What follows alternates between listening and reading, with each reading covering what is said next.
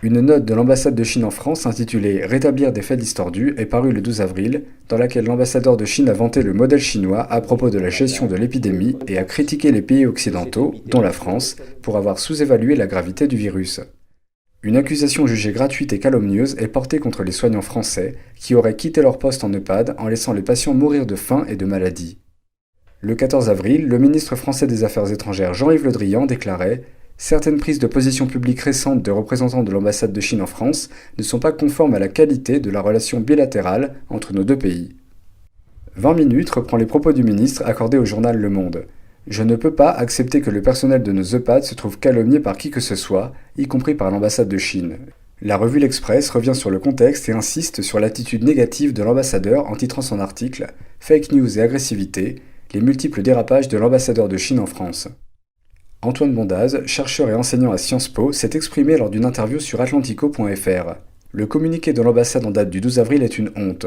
Rumeurs, désinformations, insultes, mais ce dernier communiqué franchit un nouveau seuil inquiétant. Dans le journal Le Monde, des remarques sont faites à propos de la gestion de l'épidémie. La Chine semble avoir endigué l'épidémie de Covid-19, dont les premiers cas avaient été signalés en décembre sur son territoire. Certains responsables européens ne cachent plus leur irritation face à Pékin, accusé d'avancer ses pions géopolitiques sous couvert de générosité et de diplomatie sanitaire, tout en cherchant à réécrire l'histoire de la pandémie sur son sol.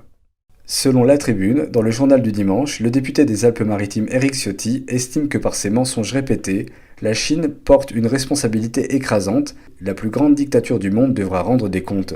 Il appelle la France à prendre la tête d'une action en responsabilité contre le régime chinois. Oskar Fressinger, homme politique suisse et vice-président de l'Union démocratique du Centre, expose le danger des systèmes communistes.